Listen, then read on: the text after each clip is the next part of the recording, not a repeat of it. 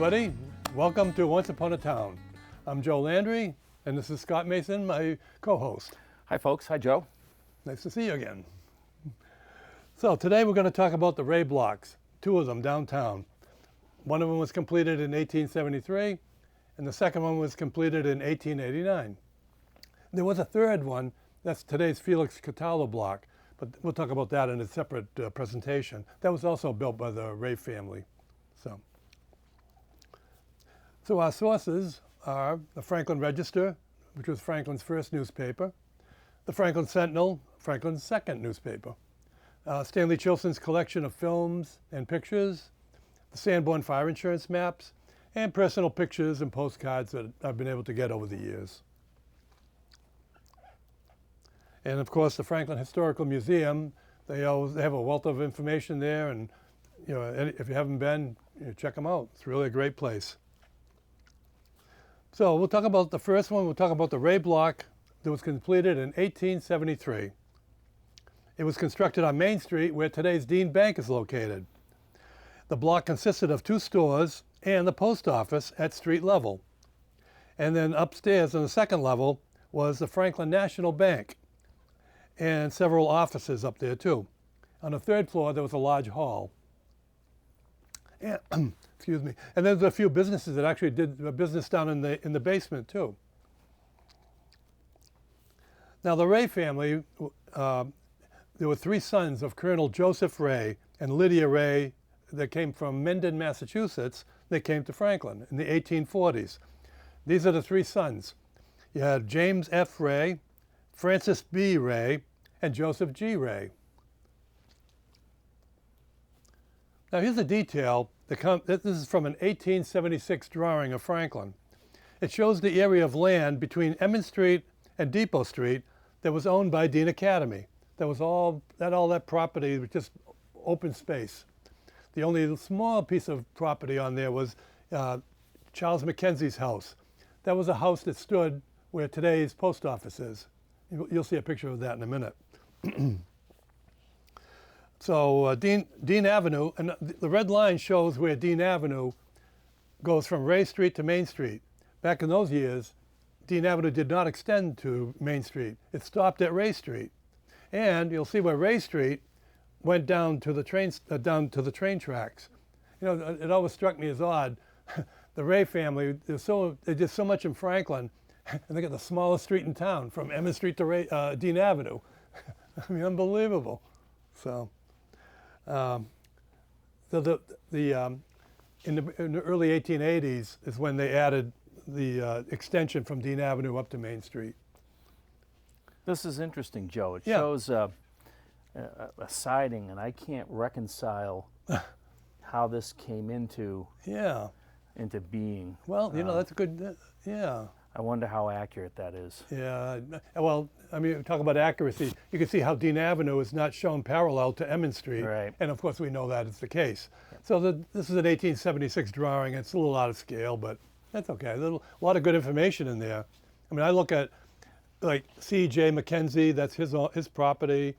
As I look in there, you can see D.C. Cotton, that's Daniel Cotton. He actually owned the house where Newberry's is today, and other names and everything that I recognize too.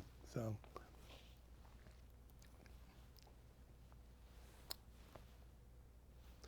And then from the 1879 drawing, we see the Dean Avenue still hasn't been extended up to Main Street.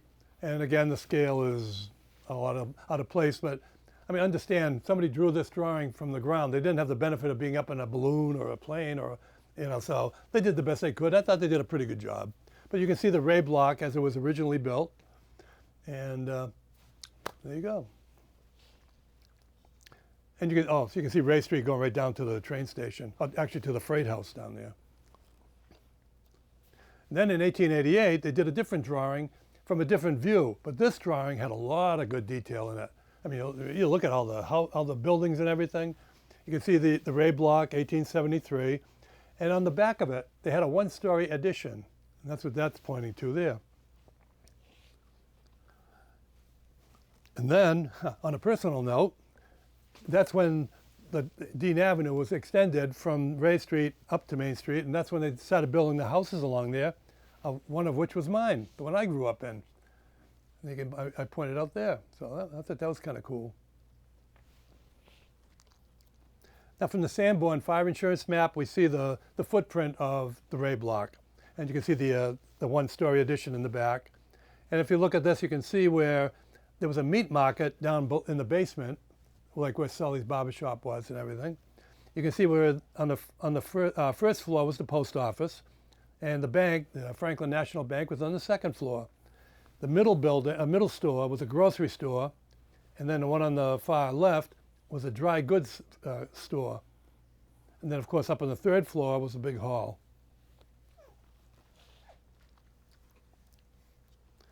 And then this is probably one of the first pictures that was taken of that block. This was just about right after it was completed. You can see the different businesses that are in there, like Maynard.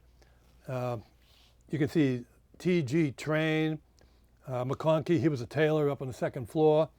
And the post office with the Franklin National Bank on the second floor. And you can see where the two gentlemen are standing, that's where the stairs where they go up to the second floor.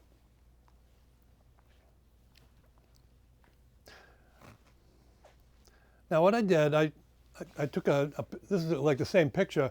Look at on the side there, you can see where it's all open land. And think about it, back in 1873, that was all that Dean property. It was all just open space in there. Even, like I said, Dean Avenue didn't extend, so it was just all wide open.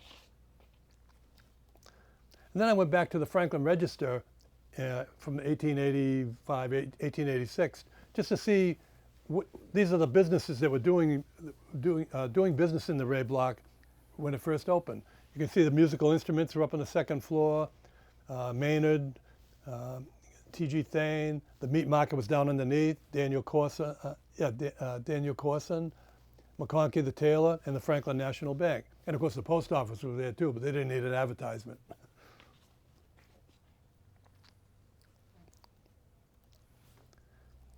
Now, one of the first tenants of the 1873 Ray block was the Franklin National Bank. That bank was established in 1872, year before, when Joseph Ray and his brother James took over the branch of the Worcester County Bank in Blackstone. The cashier of that bank, his name was Moses Farnham, and he was one of the principal shareholders of the bank along with the Ray brothers. This is a really interesting story. As the 1873 block was nearing completion, the Ray brothers made the decision to move the bank from Blackstone to Franklin. So Mr. Farnham agreed to sell his shares to the Ray brothers, and he would stay on as the cashier. Now there's that house, that was the Mackenzie house, right on the corner of Dean Avenue. That's where the post office is. Now according to the January 30th, 1900 Sentinel, Moses Farnham shared the story of how the bank assets were moved from Blackstone to Franklin.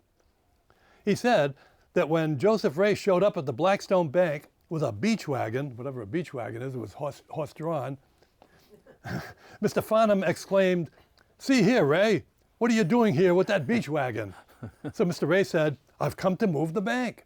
And Mr. Farnham says, "Well, that's a pretty thing to move a bank in." So the bank's belongings were transported to Franklin. However, the building hadn't been finished yet, so Mr. Ray kept the wagon in his stable overnight. And the next day, Mr. Ray moved the assets to the Charles Mackenzie house.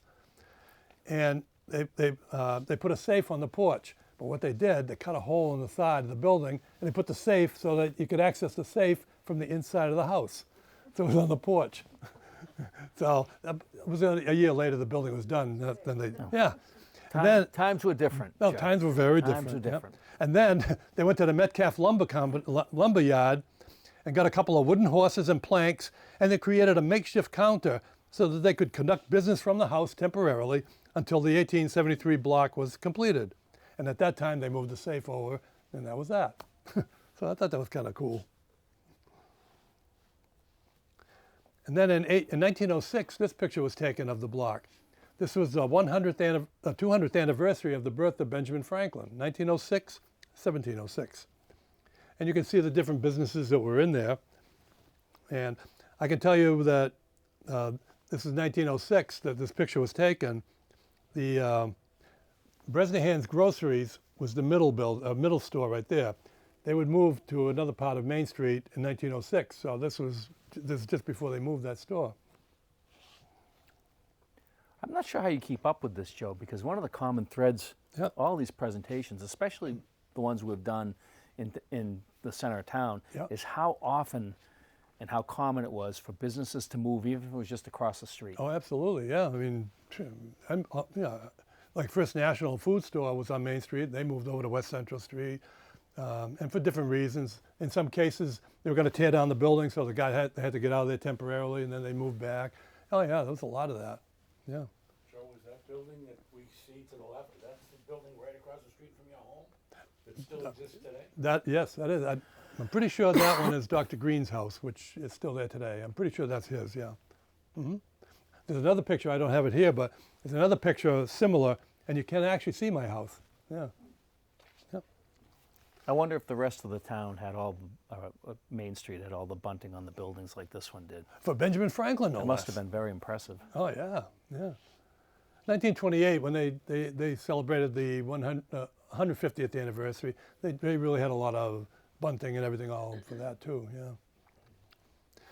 Now this was as I said, 1906 when the bicentenary of Benjamin Franklin's birth was observed.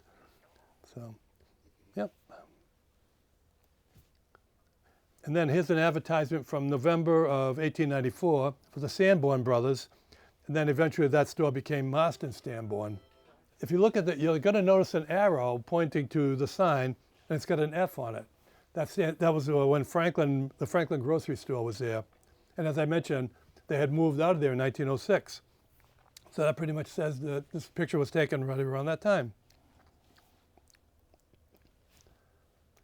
And then here's an ad from 1896, Frank Bates in the post office block. Now I'm not sure exactly where this was. It might have been in the middle store. It might have even been in the basement. I'm not really sure, but that's an advertisement that was around that time. And then here's a picture, and again, this is from between 1906 and 1907. For the same reason, you can see Franklin Grocery Store, 1906 there, and the Felix Cataldo block across the street had not been built yet. That was built in 1907. So that's how I know this picture is between 1906 and 1907.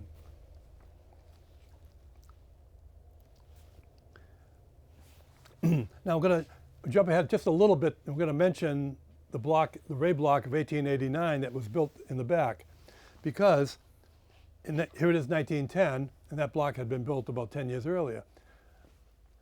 Now remember, the second block, the Ray block, had the Oddfellows Hall up on the second floor, right? But what happened was, when they built that, think about this. There was only two ways of getting into that hall, and they were both outside the building. On Dean Avenue side, you had that stairway. On Depot Street, you had that one. That's the only way you could get up there. Imagine that. Yeah. Well, Joe, it strikes me, this news clipping says that the only entrance into it was the ladies' dressing room near the. What the heck? Okay, well, I'm going to explain what they did. First of all, just to mention, like I said, there was only one way in. So, let's see. This article said that an inside passageway had been cut through on the stairs from the Masonic Hall in the front building to the Oddfellows Hall in the other building. They put a passageway so that now you could be inside the building and you would have to go outside and all around back up again. Now you could go in from the front building to the back building through a passageway. This was done so that the Masonic fraternity could access the Oddfellows Hall without needing to go outside. This was because the 1889 Ray block only had two staircases that led to the Oddfellows Hall, and they were accessed from the outside of the building, one on Dean Avenue and one on Depot Street.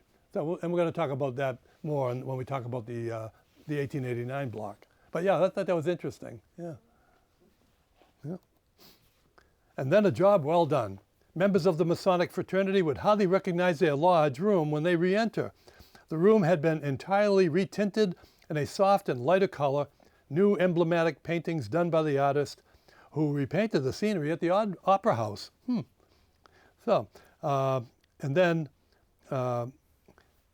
a door had been cut into the Oddfellows Hall, making that place accessible for banquets. So Yeah, that was kind of neat.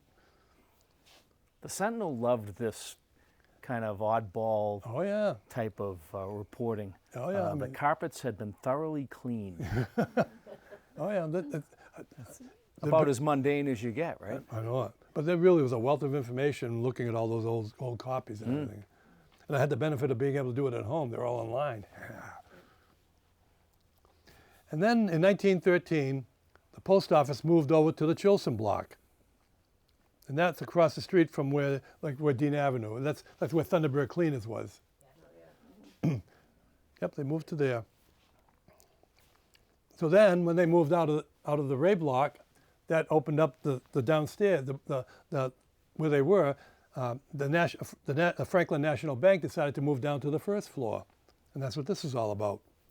They removed Saturday afternoon to their new quarters at the corner of Main and Depot Street. It was really downstairs for the transaction of business. The first depositor was Mrs. Adelaide Thayer. And then in 1914, the new Subway Barber Shop, the most sanitary in town, it was under the Franklin National Bank. So maybe this is probably the first barber shop that was there. Yep. And it was James Newton Blanchard was the proprietor. Yep. And then he sold it to a guy named William O'Donnell in 1915. And then at some point, Bill Jordan took it over. This picture was taken, the one on the left, yeah, these are like 1940. That was from a Chilson film. Actually, both of them from the Chilson film. And you can see the sign where it says Jordan. But then Sully put it there. Sully took it over. Yeah. And there's the two Sullys, Sully Jr. and Sully Sr. He might be cutting my hair there. Oh, he could be. So Sully Jr. gave me my first haircut. Did he? Yeah, he also gave me my last professional haircut. Wow. He used to do a really good flat top, too. He'd say, okay, hold still now. And he'd look like that and just perfect. Well, he used to tell the story that, and I don't remember it because I was probably only 2 years old, but I didn't like having my hair cut. And it took him months and months before I, would stop screaming in the barber chair. Oh, no. And he finally got me settled in, and he had such a great personality. Oh, yeah. He'd let me turn the clippers on, and I think that's what settled me down. Yeah. Yeah. Well, that summer, my family went to the Cape, Yeah. and my dad took me to a barber down the Cape, and this guy wasn't putting up with anything. He held me down in the chair, Yeah. and got me in a headlock and cut my hair. Wow. And by the time I got back to Sully's, I was back at square one, and Sully was so mad. He told my father, I'm going to drive down the Cape and I'm going to have some words with that guy. Ooh. He said, it took me 2 years to get Scott straightened out in that barber chair. Oh, wow. I used to love Sully Sr. They had this bottle to put in the water, toilet water. It said toilet water on it. So every time I go in there, I said, is that fresh toilet water? He goes, yep, we just got it out of the toilet this morning. And then if you didn't behave, I'm going to knock your block off. Oh, yeah. Now this is really cool. Police signals. The new signals will appear on the Ray Block over the National Bank and the Morse Opera House block. It'll be a red light signaled by the telephone operator, notifying the police that they are wanted, the particulars of which may be had of the operator. So if you had a problem, you called the operator and said, we need the police. So the parties needed police assistance at any time would notify the telephone operator. She would switch on that light. The cops would say, oh, the light's on, I gotta go call in and see what the problem is. 1915. It's like the bat signal. Yeah. Boom, boom, boom, boom, boom. No, okay. Okay. And then in 1915, in the middle store, E.E. Gray took over the grocery store. That was where Franklin Grocery had been. Now E.E. Gray took it over. Now you're probably wondering, what year did the clock finally get put up on that building? In January of 1916, the new chime clock was mounted on the front of the building. It chimed every 15 minutes, playing the Cambridge Chime Song, which is the same tune that's played at the clock tower on the House of Parliament in London, England. Yeah. Bum, bum, bum, bum, bum, bum, bum, bum. Yeah, that typical one. And that's the clock tower where the large bell, known as Big Ben, chimes. A lot of times people thought, oh, Big Ben, that's the big tower. No, Big Ben was the big bell that sounded the hours. For the hours. That bell was Big Ben. It happened to be in the clock tower. Yeah. We went to England a few months ago, and they straightened us out on that.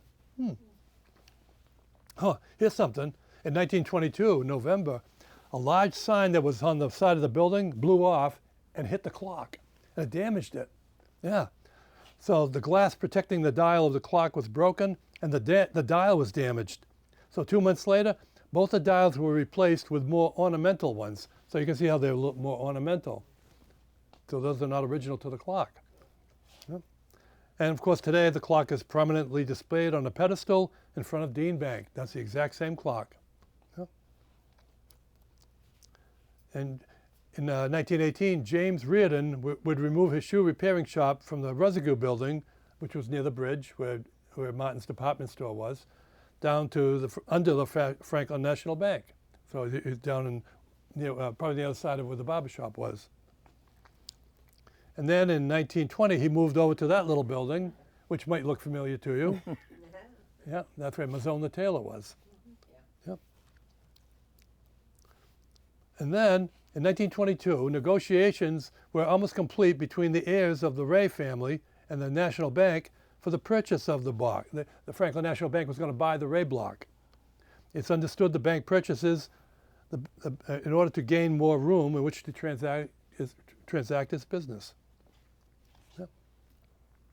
And then 1924, Leroy Ames, he was a local optometrist, had sold his business to Bradford Holden, Dr. Holden. Yep. I actually went to Dr. Holden as a kid once. Dr. Mercer was my primary doctor, but for some reason she sent me to Dr. Holden. So, just once. So, yep. And then Marston Sanborn sold his business to Wendell Hudson of Watertown. So he had the business where Ed Faber's store was. Yeah. Do you think he commuted from Watertown, or do you think he moved to Franklin? In fact, he actually moved and he lived on Dean Avenue, almost across the street from me, 41 Dean Avenue. Yeah. That'd be a heck of a commute. I know it. In those days. Yeah, I know it. And then let's see, in order to provide better accommodations for the banking patrons, the directors of the bank decided to remodel the present banking quarters, and E.E. Gray's store, they took that over, because E.E. Gray moved over to where Newberry's was. And I show the picture. This is, you can see it, Gray. This is there was a fire there. Anyone want to guess who took that picture? Wasn't me. No. You got it. Oh yeah. If there was a fire. No, he was there. Oh, he was everywhere. Whew. Yeah. And then, 1937, the middle of the Depression, the Franklin National Bank directors and the Norfolk County Trust Company came to an agreement on the purchase of the stock. So, Franklin National Bank became Norfolk County Trust Company. And then in 1955, they actually built their own bank over there on the corner of Emmons Street. Complete with a fallout shelter. I know, yeah. How many? I remember at the Ray School, we were told, go down to the basement, get in the bathroom, get on the floor and like this. St. Mary's School had a Yep. shelter. That's right, yeah. St. Mary's School had one too, yeah. Now, Bob Valley actually was in that building up in the second floor. 3739 Main Street. This is in 1964. He had his store there. And of course, we know the story. Bob Valley took possession of the chime clock in 1970 when they tore down the block, and he kept it, and he refurbished it. And then, as we know, when he gave it to Dean Bank, and they put it on the pedestal. But here's something that's interesting. He had a connection with Dean Bank in another way. He took over the old Dean Bank store over on near Emmons Street, and he moved his business there. And then, so it was kind of an interesting correlation there. Yeah. And then after the Norfolk County Trust moved, Worcester County Electric moved into there. And then Joe Malloy was in that ad. That's March of '64 when Mass Electric was there. And then, in the mid-50s, Ed Faber added an elevator and the new set of stairs. So they kind of took away that store in the middle, and they built that stairway there. Yeah. And then this picture is from 1955, and it shows the Franklin Fire Department's ladder 1, and they were taking down icicles that were up on the building. Check this out. Oh, jeez. Look at this. Got a pick, yeah, just, yeah, ladder 1. That building had, those two buildings, that one and the one on Depot Street, they had an awful problem with icicles and snow building up on the top. I'm going to be showing you more of that later, but the snow just, I don't know if it's a wind or something up there, but just, I'm sure the heat was probably going through the roof too, and that's what causing all those icicles. No insulation. Yeah, no insulation, right. And I'm guessing the firefighters union might have something to say about that these days. Yeah. Yeah. And then the Elks were there. In 1959, the Franklin Elks Lodge of 2136 was formed. They held their meetings in the 3rd floor hall until 1970, when that building was demolished, and they temporarily moved across the street to 44 Main Street, upstairs from where Thunderbird Cleaners was, until they built the new place down on Pond Street. And then Ed Faber, as we talked about, 1938, that's when he had the store. And it also shows Dean Cooperative Bank and believe it or not, Dean Cooperative Bank was actually there, and then they moved over to the new building. And then they came back again. And then in 1961, in March, the grand opening of Sherwin-Williams Paint. Now, this picture is interesting, where you can see the silhouette on the green arrow. There's a silhouette there. This is that one-story addition on the back. Now, that window, the two windows and the window and the door there were not there when the building was originally built. And obviously the bulkhead was not there either. So I'm wondering if they dug out the cellar after the fact. I really don't know. But I thought it was interesting that that silhouette there almost looks like a door. And maybe if there was no cellar, maybe they were able to draw horses going in there or something. I don't know. I never could figure that part. Over the stairs? Hmm? Could those stairs have been there without the bulkhead and have that be a doghouse? Like a doghouse, you know? Yeah, it could have. Building over the stairs? It could be. I mean, like I say, I don't know what it was, and I'm not sure if anybody could really tell us, but I just found it interesting that silhouette was there. And look at it, it's right in front of the bulkhead. So that's curious. I'm just pointing it out. Yeah. And then, as we talked about, the space that was once occupied by the Ray Block now is occupied by Dean Bank. Yeah. And then there's the arrows pointing to the clock. Yeah. Now we'll talk about the one down on Depot Street, the 1889 block. And it was a 2-story building with stores at street level on both the Dean Avenue side and the Depot Street side. And there was a large hall on the 2nd floor, and it was used by the Oddfellows for many years. Now this is the 1889 Sanborn map, and this is when the building was still under construction. As you can see, it says foundation for the brick building. And then the 1899 map shows the building had been constructed. Now, as an architect, look at the shape of that building. What architect would design something like that? I mean, when you think about it. So what they did, they said, well, we're going to put a building in there, and we just got to follow the contour of the buildings that are there and the general footprint of it. And that's what they did. So you get all kinds of shapes and nooks and crannies and whatever. Sure. That's what they did. I don't think that was uncommon back then. There were no building inspectors. True. Nobody was permitting for anything. Yeah, right. Architects pretty much had free reign. Right. Sprinkler systems were just coming into effect in a lot of these buildings. Right. Most of them were still fire traps, and I think you just filled whatever the hole you had, you filled it. This is true. Yeah. And that was your building. Right. Yeah. Now if we look at the map, it shows a grocery store and meat market on the 1st floor, and the Oddfellows Hall was on the second floor, and the town library, believe it or not, moved in there. This is before 1900 when the Ray Memorial Library was built. So the library was in that building for a while, and you accessed it from the Dean Avenue side. Yeah.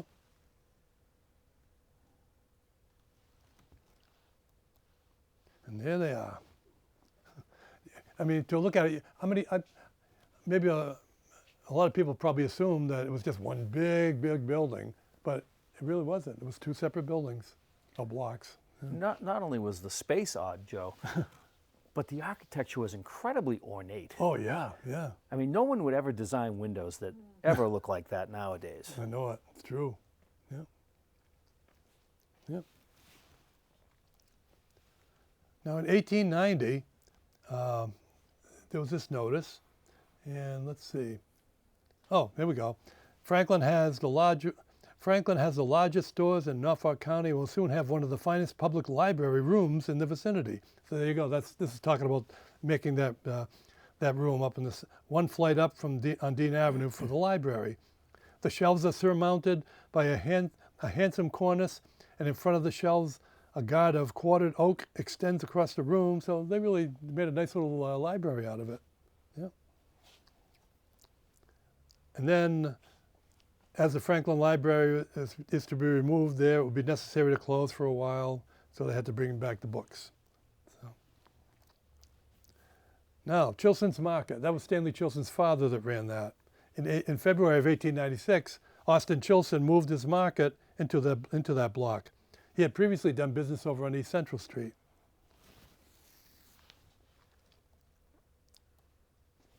Oh, and here's something else. Benjamin Franklin Savings Bank.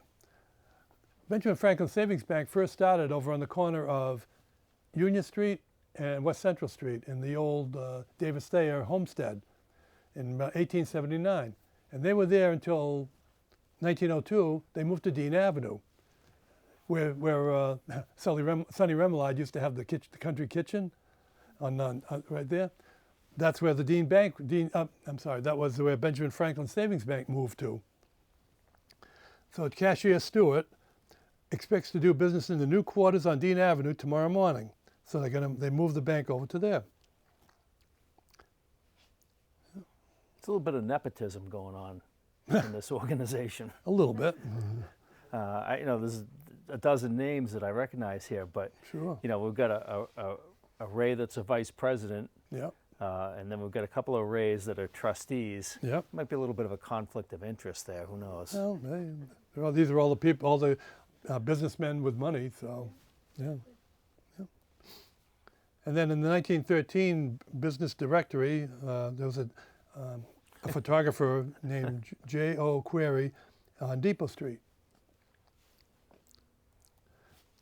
Now, in 1949, Benjamin Franklin Savings Bank decided to construct their new building up on Main Street, and that arrow is pointing to the house that was the building that was going to be demolished to make way for the new bank. And then that picture was taken early 50s, and it shows the bank in its new location.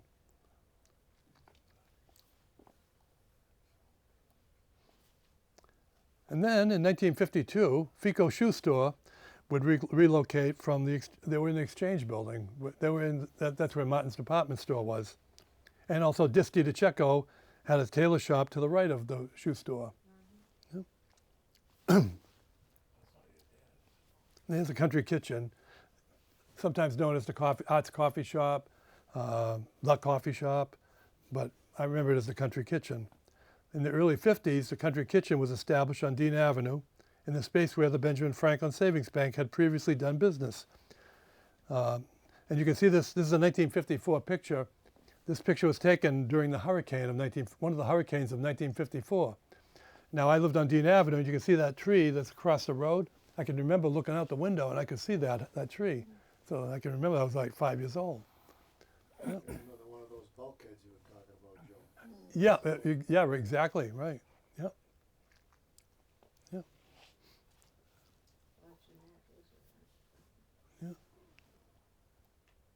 And then the coffee shop. Yep. That was from the 1964 edition of the Franklin Sentinel. Oh, the picture was. The advertisement was one of those that 1964, I think it was. Yep, Sonny Remillard owned that. And then in later years, College Pizza would be there, and then DeMeglio's Pizza.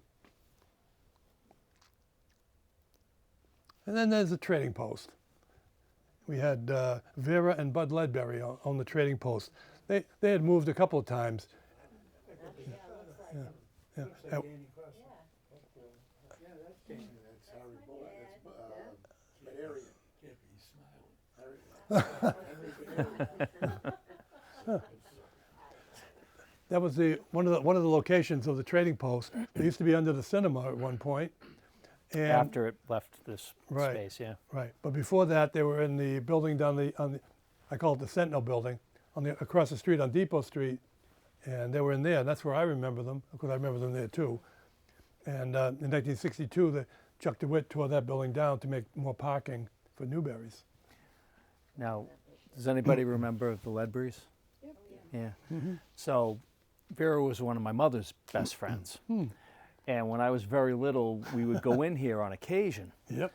And there were a couple of things that I remember vividly about this place. First of all, it was a fire code disaster. You could not possibly have put any more stuff in that space, and it was all piled to the ceiling. It's amazing that that building didn't burn down.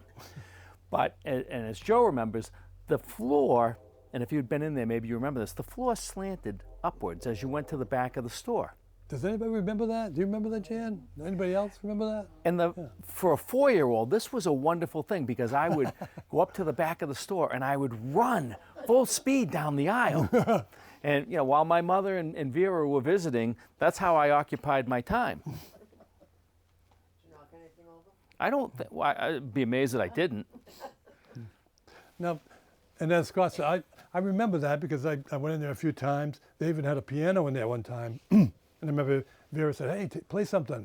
Because I was taking piano lessons from Louise Thibodeau at the time. So I played something. But I remember the floor being slanted like that. And all these years, I keep thinking, why did they have a floor slanted like that? Why? And, you know, as I've done all the research over the years on this, I think I've finally figured it out. Keep in mind now, this building has a Dean Avenue side and a Depot Street side. Now, Dean Avenue is level like this, but Depot Street is pitched down like this, right? So you're kind of going down. So what I'm thinking they did is, because they, you know, this level right here going into the store is lower than the Dean Avenue side.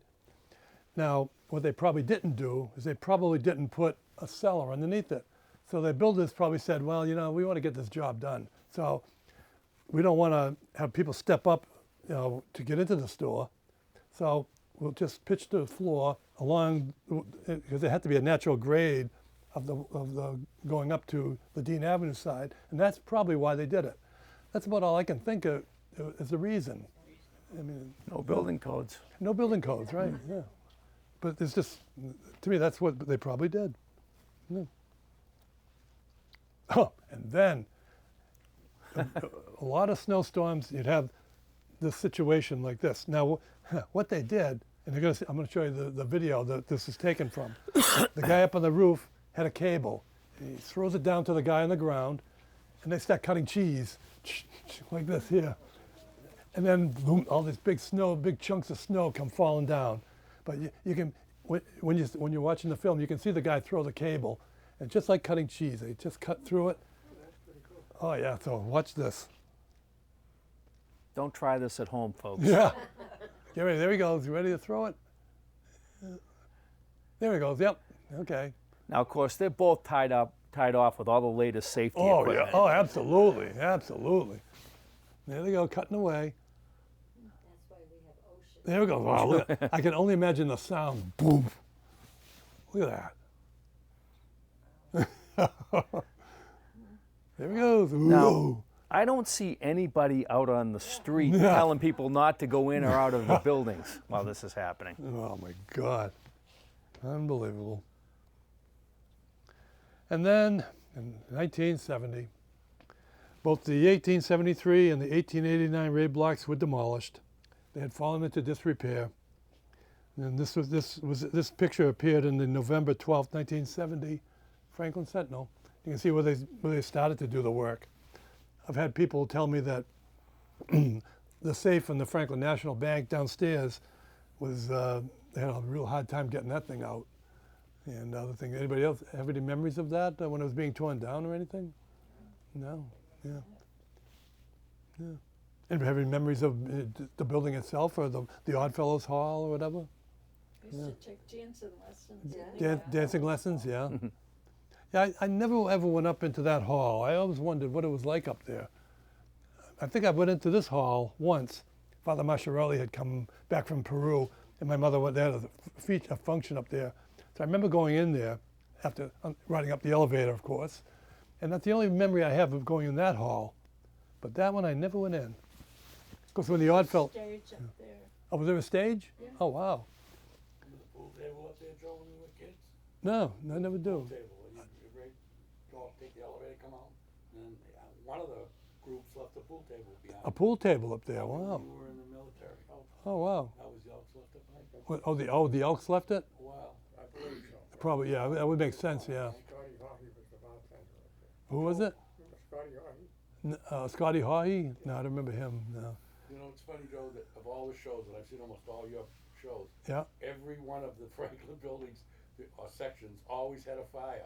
Oh, I've been yeah. waiting for you to tell us that there was a fire, but there was not. No, this building, no fires in this one, no.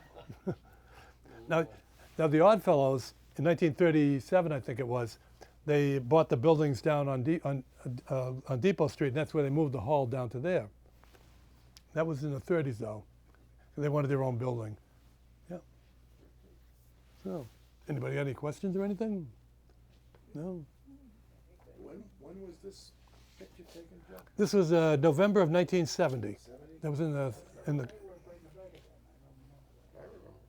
What was that, Ron? What was that, I worked Ron? right in the back of that building, and I don't remember. Yeah. You worked at the plumber. Yeah, So- Pilastri. Yeah. So after that, there was Disty Taylor, Yeah. Pico Shoe Store, Yeah. and Benny's Oil. Yeah, Benny's Oil was down at 16 Depot Street. Yeah, yeah, because then there was also the Woonsocket Call Office was there. Call office. Yeah, and then there was another oil company down there with what was it? Was it Fred Glover? Yeah. I think did he merge with Benny? I think. Yeah, Benny ended up buying it all. Glover used to park his two oil trucks in my father's garage. Oh, okay. Behind the Firestone. Oh, okay, right. Yeah. 140. Yeah. Hmm? It's, Bill Ellis and his son. Oh yeah, okay, Ellis. That's right. Yeah. Yeah, and then after they tore this down, they left the two that were there, and Sully Jr. had actually moved his barber shop down to the last building. And I remember it was in the early '80s. My son was about 3 years old, and I noticed that Sully still had the barber shop there. So I said, I'm going to bring my son into there and get a haircut from Sully for the first time in years. So I walked in there. Oh my God! So my son got a haircut from him, and to see my son up in the barber chair with Sully, that was really cool. And so Sully, of course, was treating him really wonderful. So, yeah. Was the bar next door always the train stop, or was it 140? 140? Yeah, there was the 140 Club. Yeah, that was in the that building. Upstairs was it was like a hotel, a rooming house. At different times it was called the American House, the Hotel Lincoln, whatever. Joe Lazzarini actually lived up in there. Yeah. And Fred Pizzini Jr. or Sr., I forget which one. One of the Fred Pizzinis lived in there. Yeah. Freddie the sax player, Yeah. And so, yeah, but other businesses were in there. Let's see. I can't really think of any that were there. Is there a donut shop in there? Willie Boudreaux's mother-in-law. The what? She had a bakery there. The bakery was there, yeah. What bakery was this? Willie Boudreaux's. Yeah, you're right, Ron, you're right. Right, his mother-in-law. Yeah. Yeah, I don't know. I can't think of her name. Yeah. Tucked in the corner, that's so. Sully used to give all the new recruits a free haircut. Right. high and Really? tight. Oh, wow. Yeah, he used to, he knew some of the recruiters. Yeah. As far away as Framingham. Yeah. And he kid would come in there and say, I'm going to basic training. Oh, wow. Somebody would give him the proper haircut. So Wow. and he'd give him a few tips while he was there. Wow. And he didn't charge them either. No. Oh, wow. No. Oh, that's My nephew had gone up there. one of my favorite memories, though, sitting in Sully Jr.'s chair, the Hall of Mirrors. If you sit, they had a mirror in front and there was a mirror behind. So if you're sitting in the chair, you can see, that effect where you just all you see is this long hall of mirrors. That was kind of cool. He had a clock in there. Oh. A clock with an old Ford Model A, I think it was a Model T. Yeah. Face of the clock. Huh. And it said, Franklin Ford, 50 Main Street. Well, 50 Main Street was my father's store. That's right. Yep. So, and I never knew the history of it. Yeah. Never knew there was a Ford garage. Oh yeah, yeah. It was like the garage was in the back of the building, but they sold cars. 1928. There's a picture of the Ford dealership there. Yeah. Oh yeah. Mhm. Yep. Do you have that picture, Joe? There's somewhere in there. Yeah. Yeah. Yeah. I used to love to go in there. A Saturday morning, we went there, like he used to open at 7 in the morning. Mhm. And there'd be a lot of veterans would go in there and you'd hear the stories. Really? Some of the old veterans. They Wow. had a lot of stories. I'll bet. And it was an education. It really was. Okay. Well, I think that wraps up the Ray blocks. So, okay. Well, thank you for coming. Thank you, folks.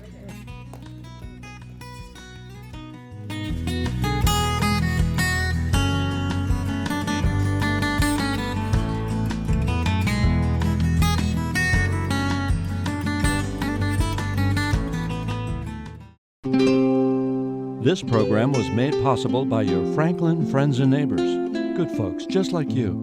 Thanks for supporting Franklin TV. And thanks for watching.